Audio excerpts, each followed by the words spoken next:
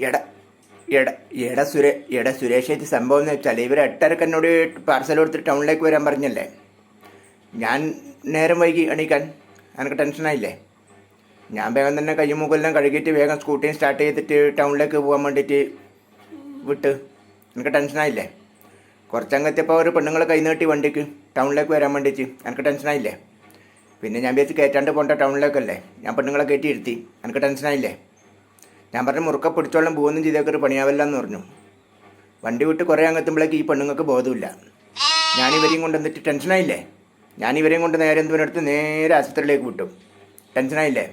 ആശുപത്രിയിലെത്തി കാര്യം പറഞ്ഞ് അപ്പോഴേക്ക് നഴ്സും ഡോക്ടറും എല്ലാവരും കൂടി ഓടിയെത്തി ഇവരെയും കൊണ്ട് അകത്തേക്ക് കയറിപ്പോയി പിടിച്ചിട്ട് മറ്റേ ഇതിലിട്ടിട്ട്. ടെൻഷനായില്ലേ. ഞാൻ കാത്തുനിന്ന് ഒരു അരമണിക്കൂർ കഴിയുമ്പോഴേക്ക് ആ നഴ്സ് വന്നിട്ട് പറയുന്നത് പിന്നെ ആൺകുട്ടിയാന്ന് കൺഗ്രാജുലേഷൻ എന്നും. ടെൻഷനായില്ലേ. ഞാൻ പറഞ്ഞു അയ്യോ ഇത് നമ്മളതൊന്നും അല്ല, നമുക്ക് വൈക്കുന്ന കിട്ടിയാന്ന് നമ്മളതല്ലേ അല്ല എന്ന് പറഞ്ഞു. ടെൻഷനായില്ലേ. അവരെന്താ സമ്മതിക്കുന്നു, അവർ വിടുന്നുമില്ല. ടെൻഷനായില്ലേ.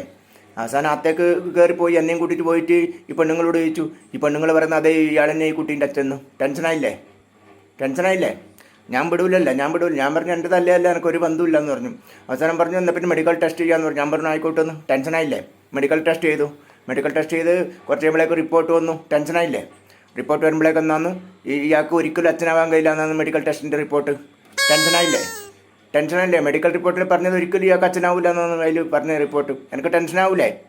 എടാ അപ്പല്ലേ എനിക്ക് ഓർമ്മ വന്നു എൻ്റെ വീട്ടിൽ 2 മക്കളുണ്ട്. അപ്പോൾ പിന്നെ അതാരതാന്ന്. ടെൻഷനായില്ലേ.